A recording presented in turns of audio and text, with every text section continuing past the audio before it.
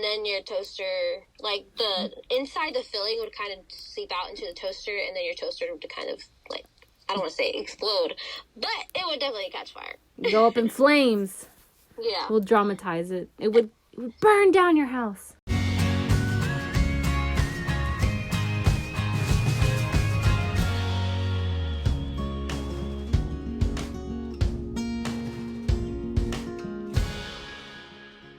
Hello, and welcome to Morning Coffee, episode 8. Yeah, welcome back. We're working our way up to the double digits. That's exciting. Quick announcements as always. Just a reminder that if you are listening to this on any other platform other than YouTube and Spotify, because we are on other podcasting platforms now, hooray. So if you are listening to that again and you've heard our previous episodes, that's just a reminder that was because we did start off on YouTube and we are transferring our original episodes on here. Everything going forward is with the acknowledgement that we are on other platforms. Keep following us and be on the lookout actually for our light roast and dark roast episodes. There is already one light roast episode out. Go check out who I went and talked about, and then make sure that you've already checked out the dark roast episode. And then every Monday and every Thursday as always. Yeah, so I think when this is out, the dark roast will already be out, right? Correct. Yes. Okay. Mm-hmm. Yeah. Hopefully that was interesting too. If not, sorry. Future Carolina talking to you. Yeah. Well, future now and past then, right? Yeah. Haha. Well, time. Yes. What a tricky thing. Yes, it is. Right. Talk about some. Cool. So let's get started then. Yeah. Okay. This one comes with a disclaimer. Correct. A disclaimer. Well, a disclaimer really for all of them, but this one in particular, because again, when we present material to you, we try our best to make sure that we've done our research and that we've dug thoroughly enough to where, the allotted time to be able to present this information to you. So I actually didn't know how much of a hot topic this was until I started researching it. So there does, wait, is that correct? There does seem to, no, that's not correct. Okay. Wow. My grammar's terrible. It's okay. No one said we're English majors or, There, speakers. I don't even know how to say this sentence without saying the word does, but that doesn't even sound right. But this topic does seem to, I squeezed in the word anyway, seem to have a very, what do they call it? Like spectrum. Very polar, yeah. Yes. Oh, exactly. on a spectrum, okay, yeah. That year's work too. So please, we're going to try our very best to make sure that we present factual things we've researched, things that we informed ourselves about. Of course, if our opinion slips in here and there, here's your disclaimer, please take it with a grain of salt. It is our opinion. If there's something that you don't agree with, we encourage you to do more research and, just kind of look into it even more. By no means do we mean to offend either side. Again, this is information that we're finding out as well, that we're not experts about, but that we may or may not find interesting. So again, we just hope you enjoy the content. Hopefully. So the first topic, the greatly so disclaimed topic, is drumroll. I got nothing to drum roll on. I'm gonna go for it. GMOs. GMOs. And what does GMO stand for? It stands for genetically modified organism. Correct. Okay. So basically what this means is that an organism, a plant, an animal, is genetically modified in a laboratory using genetic engineering. So pretty much it does not occur naturally. So hence the name genetically modified. Yeah. So, let's see. When we think, so I have it broken down like word by word. So genes is the first one. So genetically, referring to the word genes, and genes are made up of DNA, which is a set of instructions on how cells grow and develop. Mm-hmm. And so it's kind of like you're modifying that of the plant, which will change how the plant grows and, passes on its own DNA to the next kind, to the next generation. Correct. Okay. Let's see. Man, this is just so much. I don't even know where to dig in first. Okay, so the most common genetic modifications were designed to create higher yield crops, more consistent products, and to resist pesticides, and fertilizer. So it wasn't just let me mess with this for the sake of messing with it. It's said to have originated, correct me if I'm wrong, on your side, with farming, or that's where it's most popular in agriculture, because of the crops and of the struggles that they had to go through in order to produce, enough, or for the plants to withstand certain weather, or all of that. Yeah, so it's kind of trying to be environmentally friendly and not having most of the strain be put on the environment, because pesticides and herbicides and everything are chemicals that could potentially be ingested by human beings once those crops are yielded.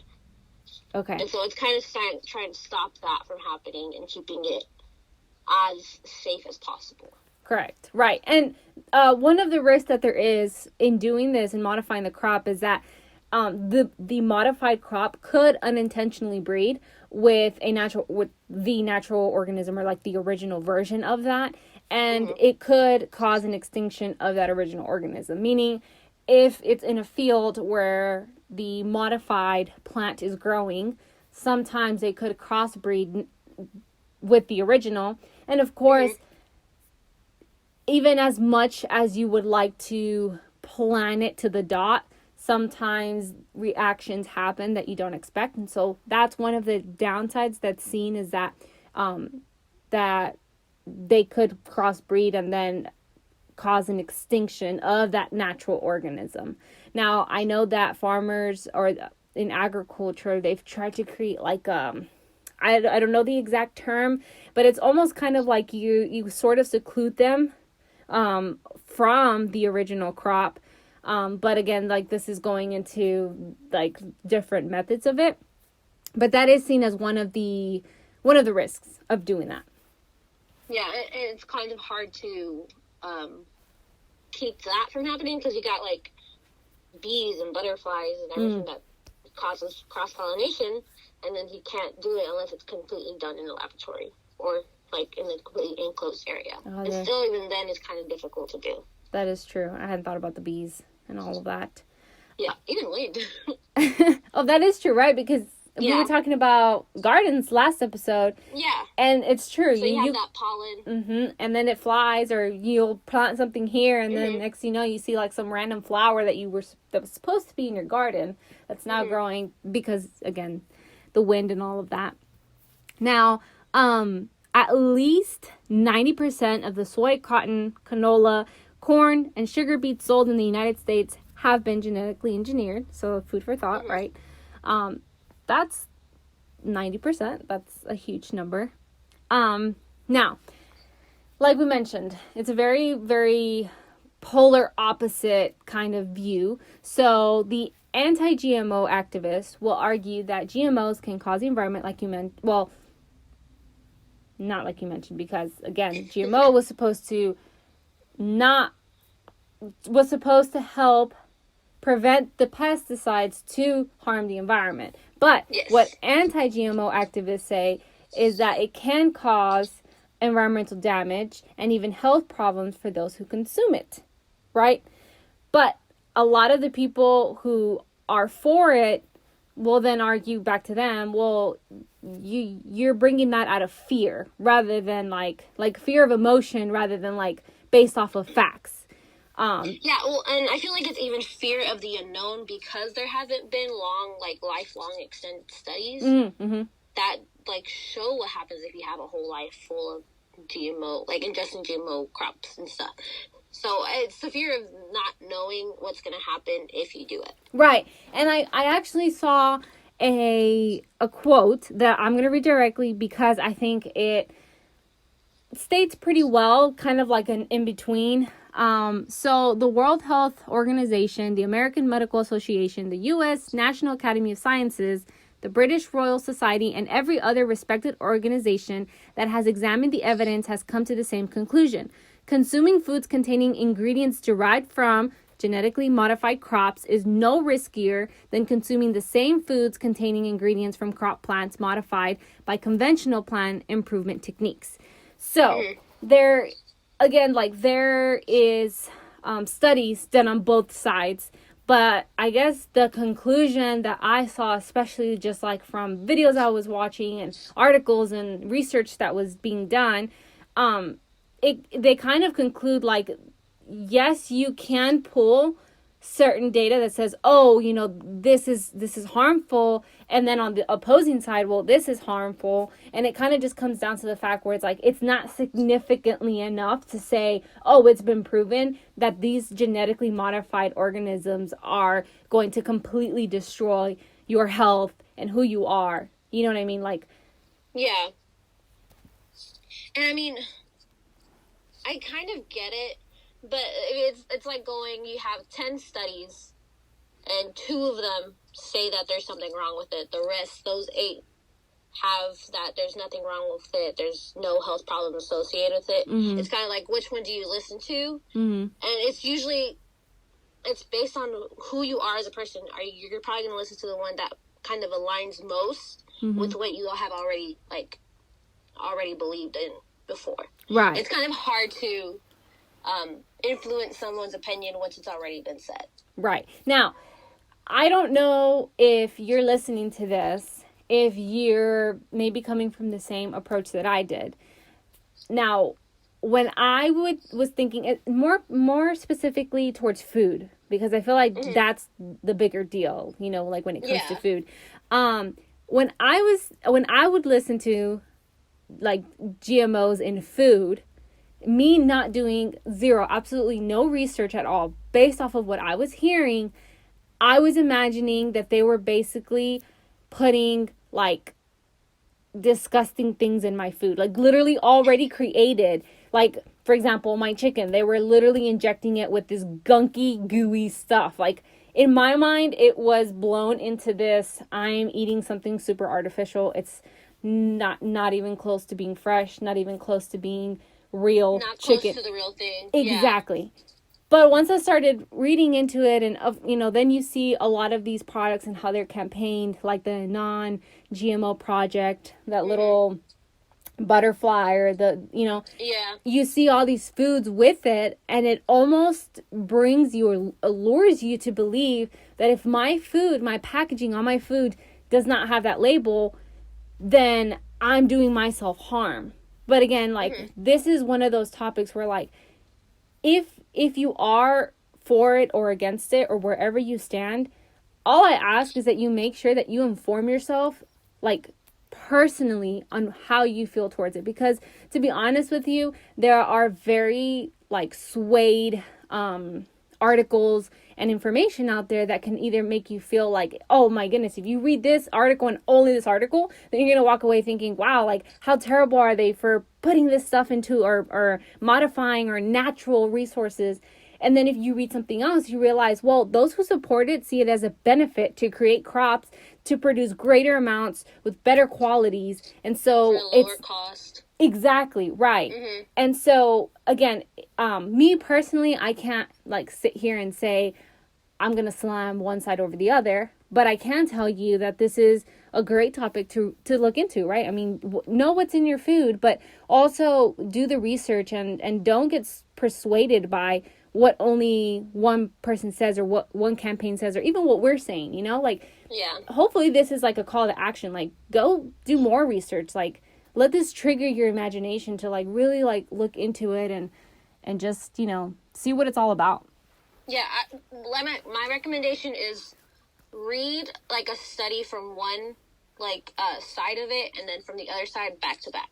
Because then that like one study will kind of counteract what that previous study said, or that one won't like have the answers that you wanted. You know what I mean? Mm-hmm. So you're kind of getting both sides and taking what kind of is the most truthful, I guess, in both, and not so much of an opinion. Yep. So. Now, I did talk about the labeling.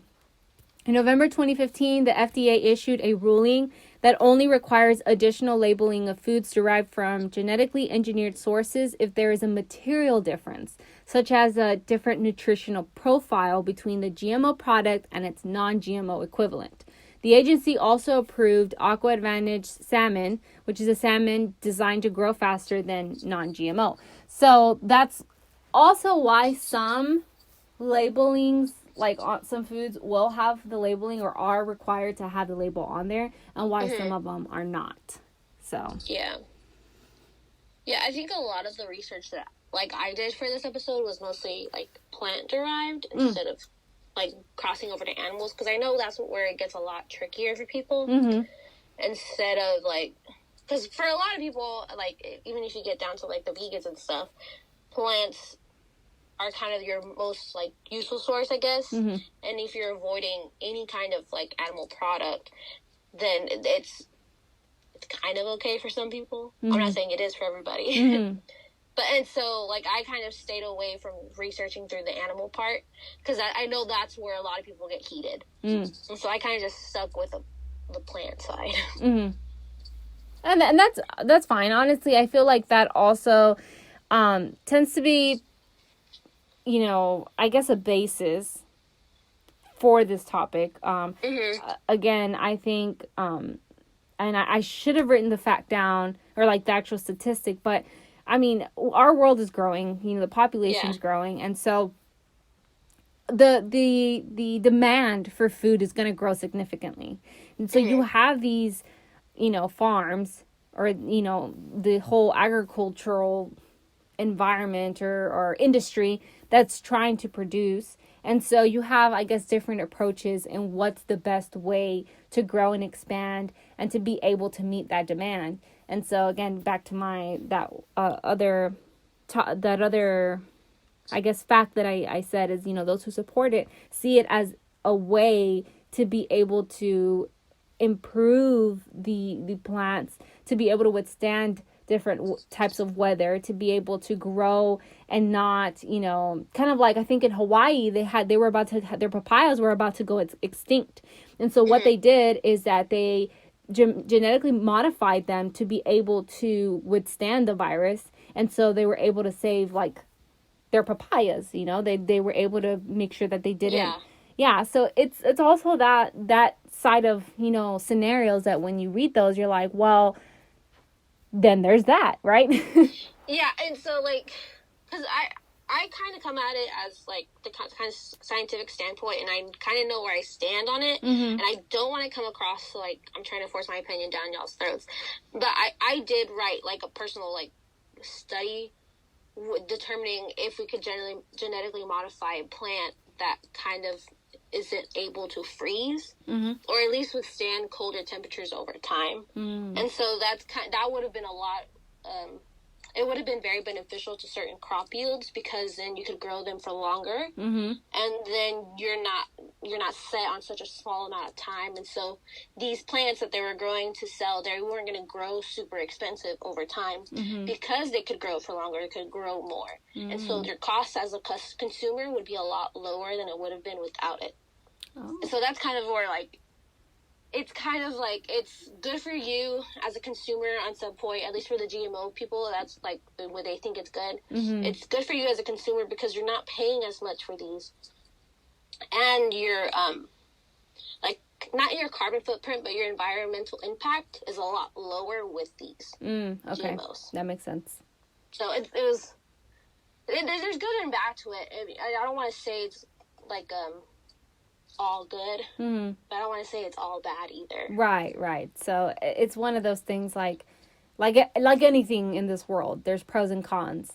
And so it's just a matter of, again, like once you do your research or you look into it, like it's just really determining like how much does this bother me? How much do I see the benefit? Do I agree with the benefit? Or am I on the flip side?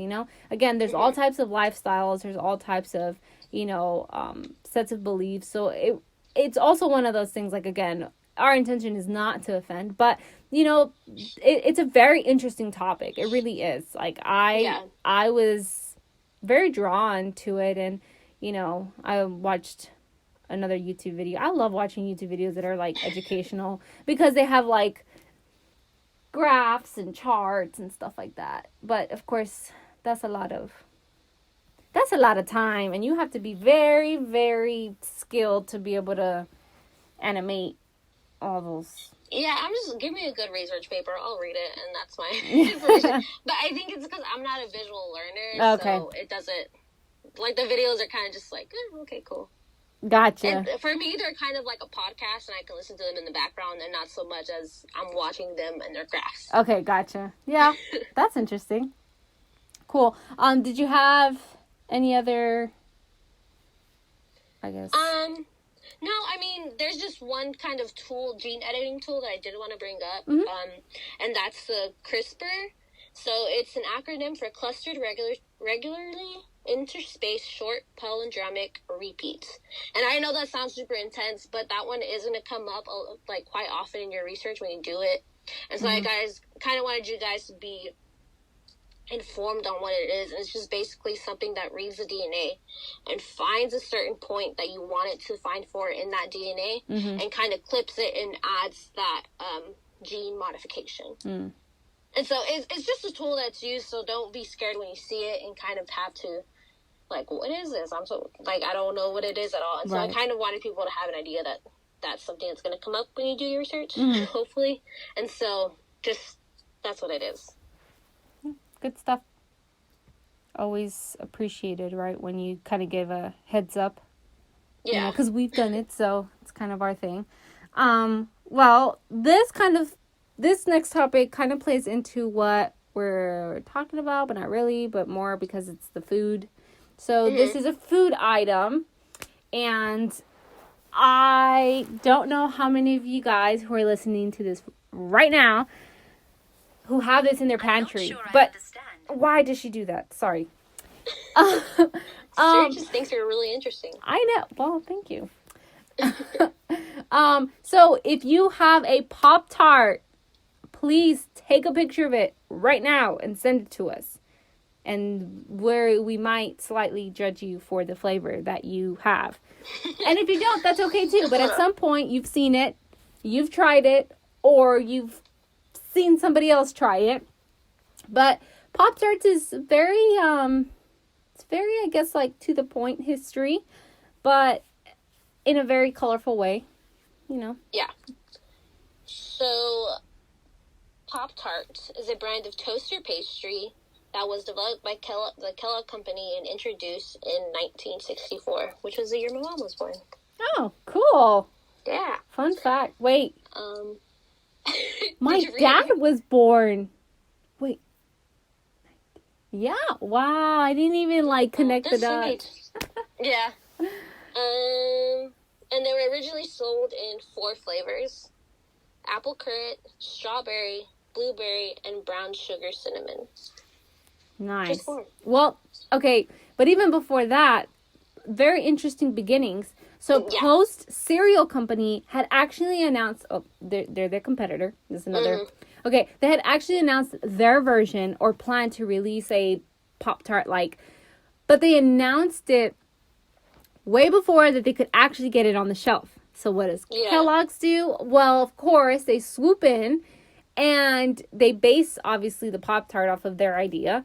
And they're able to release a Pop-Tart 6 months after Post Cereal Company announced their release. So they beat them to it. What's funny is the guy they got to develop it, his name was Bill Post. Oh, no wonder I saw his name all over the place. Yeah. And so, like, when I was doing research, I was like, wait, Post? Isn't that the name of the company? Is the company helping Kellogg's? That doesn't make sense. They're a competitor. But the guy who they hired to develop it and kind of do it really quickly, his name was Bill Post. And he used to bring, like, the flavors that they were trying out to his kids. And so he was like, I need to get an honest opinion. And so he would take it to his kids and be like, try these out. Well, there's nothing like getting an honest opinion from a child. Yeah. Yep. Let's see. Sorry, I did see a picture of their original Pop-Tarts, and I have to say they look delicious. Like the original box. Yeah. So they actually came unfrosted when they were first sent out and stuff, and they had like a diagonal line to where you would cut it, and then they kind of just removed it because it wasn't as aesthetically pleasing when you saw the like the filling inside. Oh, okay. Yeah. So. Which in 1967, it's when their first frosted Pop-Tart was released. So it took, 3 years? Yeah, just about. Yeah. Now, they did have Milton the Toaster in a commercial. And funny enough about this is, in the commercial, the child was hugging the toaster. Well, it was hugging Milton, like their character, right? But they decided to discontinue it because they were fearful that the kids would start hugging toasters. So, like, there was, like, a safety concern there, which I thought was hilarious. Well, I mean, especially if they're, like, hugging it while the Pop-Tart's heating up, it's not a great thing to do. Well, speaking of heating up, did you get the story about that? Yeah. Okay, go for it. So, wait, which one are we talking about? Yeah, so, there was a time where the Pop-Tart, if you left it in there for far too long, it would kind of, like, expand in there, and then your toaster, like, the inside the filling would kind of seep out into the toaster, and then your toaster would kind of, like, I don't want to say explode, but it would definitely catch fire. Go up in flames. Yeah. We'll dramatize it. It would burn down your house. So that's definitely why they say, like, on the packaging, do not leave unattended. And they really mean it. And I had no idea. I kind of leave my Pop-Tarts by themselves. That's so funny. I've learned something definitely for sure in this. That's nice. Yeah. In 1992, the Kellogg's company was sued. Oh, wait. Wow, I did have it. See, I had you say it. I had you say it because I was like, there's no way I have this. I remember reading it, but there's no way I have it. And now that I'm actually reading it. I mean, you have the better story. I just kind of gave the ovary go for it, man. Well, I mean, they got sued because this Pop-Tart caught on fire in the toaster. And then later, studies showed that when left in the toaster for too long, strawberry Pop-Tarts can catch flame up to 2 feet high. And like you said, since then, Pop-Tarts decided to have a warning label on their packages. So you got it all. I just need to read. Well, I didn't get that it was 2 feet high or in 1992. Well, there you go. So, for you. Yeah, that's why I want to say it exploded, but the flames were pretty big. Yeah. Originally, the Pop-Tart was called Fruit Scone, and then it was later changed because a Kellogg's spokesperson told them that Pop-Tart's name was influenced by Andy Warhol's pop art in the 1960s. Oh, cool. And so once they changed the name of it, it kind of like, that was a bad, I was going to say blew up, and I was like, that's a terrible phrase or word after what we just discussed. That is true. Oh my goodness. That's funny. In 2004, this is when the Crazy Good campaign is released. You know, after a commercial. I mean, I would try to imitate the guy who, like, yells out Crazy Good, but I think I would butcher it terribly, so I'm not going to try. But you guys know what I'm talking about, like, when at the end they say Crazy Good, you know. Yeah. I'm just not going to put enthusiasm on that one. So, one thing that I was kind of surprised by was, but then it kind of made sense at the end, was, like, why do they come with 2 in a package if the serving size is just 1 Pop-Tart? And it was basically, Kellogg was like, we're not going to make the investment with something so new. So they were sticking 2 in the foil things and they're like, it's too much money do a separate one for each one. Okay. So it's just like to save money. So not benefit for you, but benefit for them. Yeah, and so they're just like, we're not gonna change it now. People already are used to the 2 in it. We're just gonna leave it. Do you like? Will you pop 2, or will you grab one and then later get another one like during the week? It just depends. I'm gonna give a very terrible opinion. They're too sweet. Yeah. And so I can't even. I have like half of one. Okay. Gotcha. And then I'm done. So gotcha. Sorry. Yeah. No. I can control myself. Like, I can open a packet, I can slide one out, and I'll pop it. And then I can, later on, if I'm in the mood, I'll grab, like, not later on within the same day, but later on, like, whenever I do. But 10 minutes later, you know what? It sounds good, a second Pop-Tart. I haven't had a Pop-Tart since my freshman year in college. So, when the last one I had? I used to buy it all the time, but then I realized, like you said, they are kind of sweet. But, I mean, it's also one of those, like, I feel like it's a comfort food, or comfort snack in the sense because my mom used to buy them. Mm-hmm. And so I feel like now if I were to have one, it wouldn't be so much like, oh my goodness, I have to have one. I think for me it would be like, oh, take me back, to my childhood years when I would just be chilling and enjoying a nice Pop-Tart with no worries.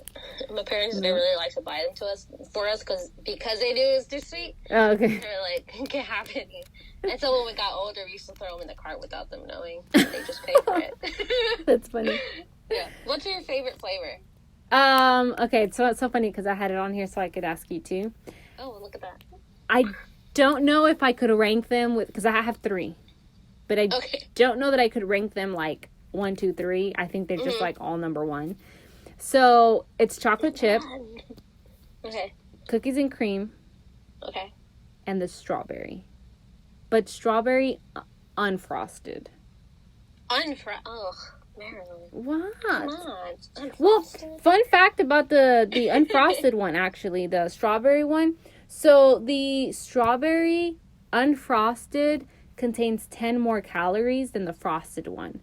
And that's not, and it kind of, you're like, wait, why? It's kind of odd, yeah. So the reason is because the unfrosted one has thicker crust or on the outside, that it adds those 10 calories. Yep. Yeah. So those are my 3. What about you? So, again, not in any particular order. Mm-hmm. The s'mores one is pretty good. But again, I think the reason I can't eat a full one is because I pick all the really sweet ones. Uh-huh. So s'mores, the cookies and cream, and then the regular frosted strawberry. Oh, look at that. Ones, yeah. Nice. Yeah. Okay, I'm probably going to text my college roommate from college, and let her know that I'm about to call her out, which I'm sorry. But and I don't know if anybody else who's listening to this actually does this, but my roommate would cut the crust off and throw it away and only eat the middle part. And I would call her out on it every single time, to the point where it was just like, okay, you know what? Like, you do you. Like, I'm not going to judge you. You enjoy your Pop-Tart. But then again, I'm like, are you really eating the Pop-Tart, or are you just, like, picking at it? Why don't you just get some jam on some toasted bread? I guess it's not the same thing. I don't know. Yeah, I guess. There's some regular frosting on there. I really like the edge of where like the icing's just on the crust and it's nothing of the inside. There's no filling. It's just the crust and the icing. I think that part's so good. Interesting. And so I like to leave those. So I cut the Pop-Tart in half. Mm-hmm. And that way I can get to the bottom individually. I'm not starting out with one side and then going up. So I'm eating the middle without it being weird. Gotcha. Well, I work my way from the outside in, but I don't break it and throw it away. Like I break it and it's kind of like I quote unquote suffer through the outside because it's kind of like bland or kind of like, I guess. And then I always just kind of start breaking off pieces of the middle, and I'm just like, oh, this is so good, It's the opposite. We do the opposite. Yeah. Yeah. I was going to mention one more thing. So, in 2010, They actually created a Pop-Tart store in New York City. And so I looked it up because I was like, okay, so I have to go visit this when I go to New York, right? I'm thinking, like, this would be awesome. It's not there anymore. Which, I mean, according to them, it was meant to be a temporary store anyway. Oh, yeah. But still, like, that's kind of a bummer. I would have liked to go in and check that out. Yeah. I mean, there was also, like, a Pop-Tart cereal, which didn't last long either. Oh, I didn't know about that.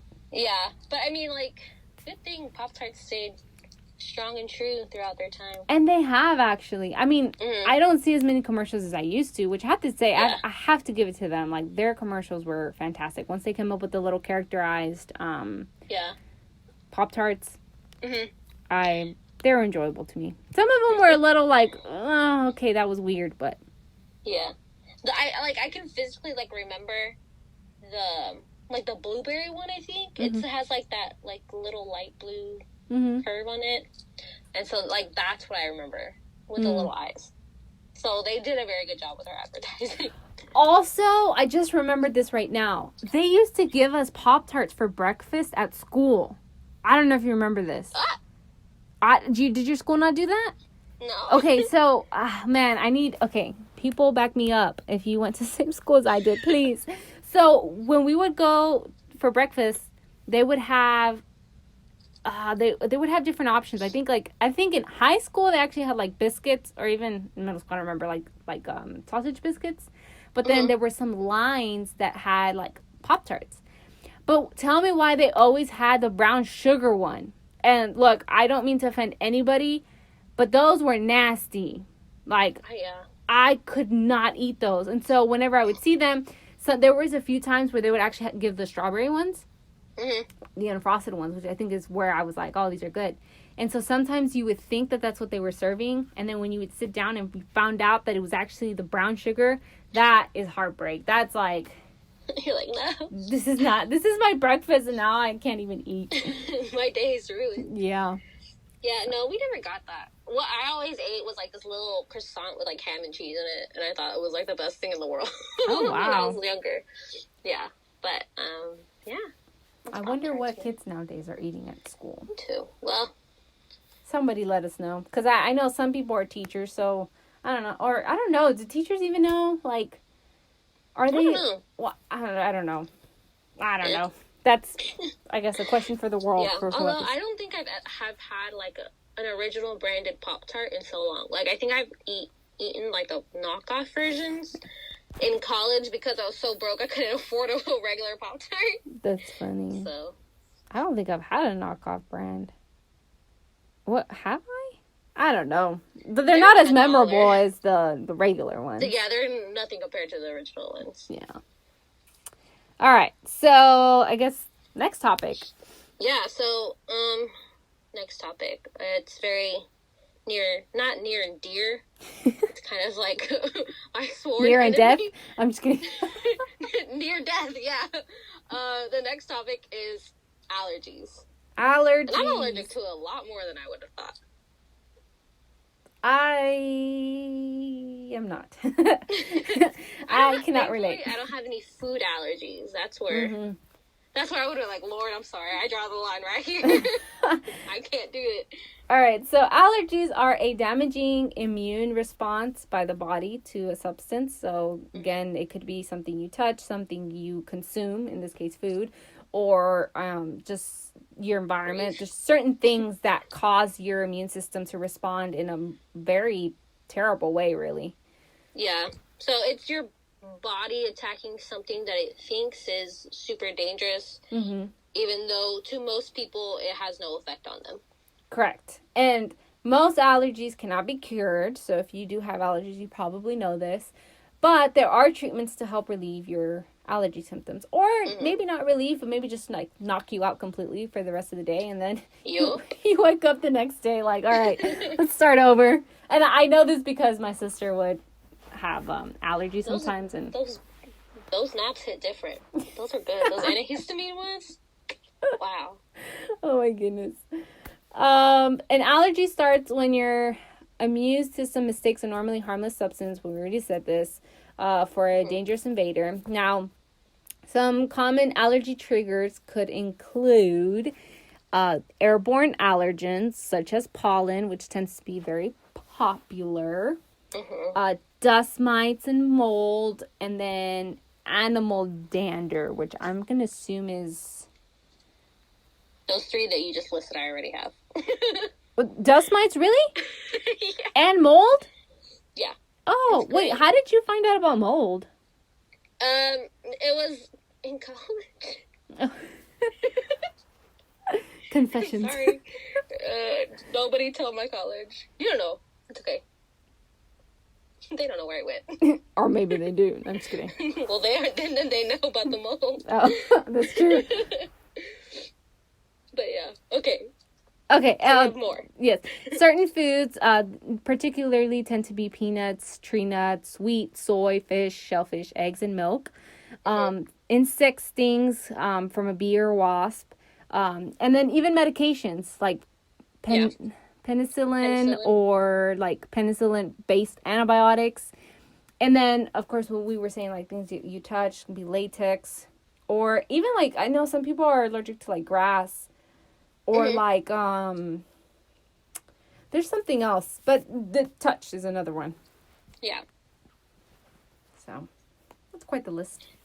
Yeah. So, kind of the thing that causes your reaction to this thing is your immune system overreacts to the allergen by producing immunoglobulin E antibodies. And so these antibodies travel to the cells that release histamine, which is why you take an antihistamine in order to like help out your allergies. And so histamine and other chemicals cause that allergic reaction where your eyes are itchy, your nose is runny, and stuff like that. And so that's why you take an antihistamine to kind of help and combat that and kind of make it a little better for you to survive a little bit. Yeah. Or live life a little normally than usual. Yeah. And so... Oh, go ahead. Oh, no, so I was going to say, so you have your antihistamine, which is a lot for, like, kind of the more milder symptoms. So, like I said, your runny nose, your itchy eyes, kind of like an allergic reaction on your skin and stuff, so hives and stuff. But then you have ones that are super life-threatening, which is where the EpiPen comes in. Okay. Gotcha. Like, that's where, like, the swelling and things get out of hand, I guess. Yeah, the most serious case, which is anaphylaxis, or the anaphylactic shock. Kind of where, if you've heard that, like, I think a lot of people hear that, anaphylactic shock, which is kind of, like, the most serious reaction you can have to an allergy. Oh, wow. Yeah. That's intense. Well, speaking of intense, allergies are the 6th leading cause of chronic illness in the U.S., with an annual cost in excess of $18 billion. So more than 50 million Americans suffer from allergies each year. Yeah. That's and so, crazy. Food allergies, I think when I was younger, I just thought it was so much bigger. Like, it affected a lot of people. But, like, the most recent one I saw was that it affects 3 to 6% of kids and 1 to 2% of adults in the U.S. Oh, wow. Yeah. So the majority of, like, people that have allergies are everything but food allergies. Okay. And actually, speaking of kids and stuff, it's a myth that you outgrow your seasonal allergies. So there can be improvements from, like, your childhood to when you become an adult, but you won't necessarily, like, outgrow them, you know, like, just because... And also, just because you don't have allergies as a child does not mean that you won't develop them as an adult. Because, again, a lot of things happen, you know, from when you're a child to when you're an adult. Of course, your body's changing and it's growing, but so is your environment for the most part, you know. You're moving around, you're changing, and, you know, you come into contact with different things that you didn't when you were younger, perhaps. And so, you know, that is why some people may not have it as a child, but then you'll eat something or you come in contact with something and suddenly your body will react to it that you weren't aware of, you know? That's why, like, whenever they asked me, like, I think whenever I had to go to the hospital for my dental thing, they kept asking me, like, are you allergic to any medications? And I always say, Not that I know of. Because, again, like, I've never, I mean, that was my first time at the hospital. So it's kind of like, I mean, I could tell you maybe, but, like, how would I even know? Like, I don't even know what you're going to put inside my body. So I'm just going to go ahead and say no. Yeah, and it's kind of, I feel like it's a super terrible situation because you don't know you're allergic to it until you're exposed to it. Mm-hmm. It's kind of like, so do I spend my life avoiding everything so I know, like, only touch things I know I'm not allergic to, or just live your life normally and risk potentially one day, interacting with something that cause an allergic reaction. Right. It's kind of like, oh. Yep. But, yeah. I feel like the worst one to find out would be, like, a food allergy that would cause anaphylactic shock, and you wouldn't know about it. Right. Or, because it's like... And there's no way of blaming, like, anybody in the situation. Yeah. Right? Like, oh, I should have known better, or, oh, you know what I mean? Like, this, because you don't know. You yourself don't know, so... And then, I mean, you can get allergy testing, but most I forgot how you say their names, but allergy doctors, they say kind of don't do it unless you, like, there's an essential medical need for it. Because you're kind of, they say you're wasting your money and your time because there's a whole list of things that you could be allergic to. And so there's cross-contamination within just those testings. And so you could say that you're allergic to one thing, but really you're not. And it's kind of like you're going to produce this immunoglobulin E kind of with anything you interact with. It's just the level at what it's going to be. And so their testing isn't really efficient for you. Okay. So, like, you don't really need it. It's kind of, so you kind of just have to live your life and hopefully never interact with something. And it kind of sucks. I don't want to be like super, but it kind of does because you don't want to risk that harm of something terrible happening. Right. But you also want to be able to live your life normally. Agreed. So.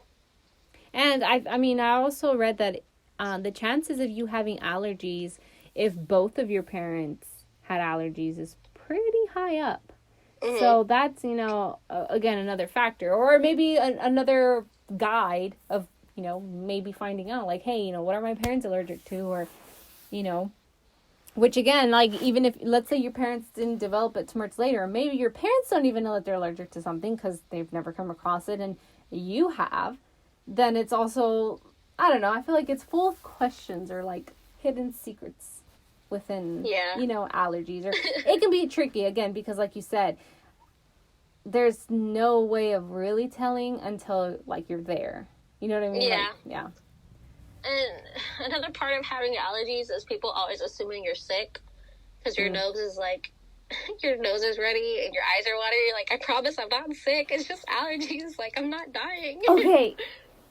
It's so funny that you said that because I do remember, and I don't even know, I had a reaction to something. I don't know what it is. Like, that's why I say I don't have allergies, because I don't even know what I was having an allergic reaction to. But the point is, I had those symptoms, like runny nose and all of that. And I remember I was taking, like, Dayquil and, like, NyQuil because again, I had never had, like, those specific symptoms. Or in my mind, like, my sister would ask me, she's like, what do you feel? I'm like, I don't know. I just feel sick. She's like, no, like, what are your symptoms? Tell them to me. And so then, like, she had to get, I think, she got the box of Dayquil, and then she got a box of, like, allergy medicine, like the pills you take, right? Yeah. And she was like, do you feel this? No. Do you feel this? Yes. And so in the end, she's like, you have allergies, take this. And I was like, well, how would I have known? I've never, like, So, I don't know, maybe, again, something's wrong with me, but I couldn't tell the difference because I almost felt the same, but of course I didn't have a fever. It was just like, my nose was just like crazy and my eyes were itchy and all of that. But yeah, those allergy stuff work like, they're great. Yeah. I always, when I ever get my allergies, if it's to the point where I'm like, okay, I'm done with it, I can't handle it anymore, I take my allergy medicine, and I literally I'm like, okay, I just took my allergy medicine, which means I'm going to fall asleep in an hour, which means I'm going to be knocked out for 4 hours. Please do not bother me. And so I literally go and lay down in my bed. I'm like, take me. Let's go. Take me to this dream state of life without allergies. That's crazy. Yeah. But, I mean, like, that's what your life is with allergies. Like, you've had it forever. You know, like, how that medicine's going to affect you. Right. Well, yeah. That's true. You kind of learn how to work with it. But, I guess that concludes our episode. We talked about I think it was a very interesting, well, all of our episodes are interesting. They're great. We pack it in with lots of fun, interesting opinions and serious life crisis things. I don't know, all the good stuff. But yeah, I mean, if you guys, what's your favorite Pop-Tart flavor? What are your allergies? I mean, are you super severe, or are you kind of like me, where you can kind of live in peace a little? I don't know. Share with us. You're not telling me anything.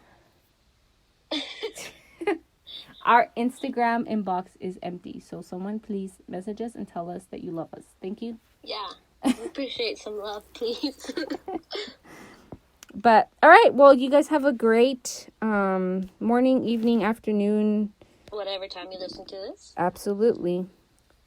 And thanks for joining us, guys. Yes. We will see you on the next episode, whether that be light roast, dark roast, or back here for more.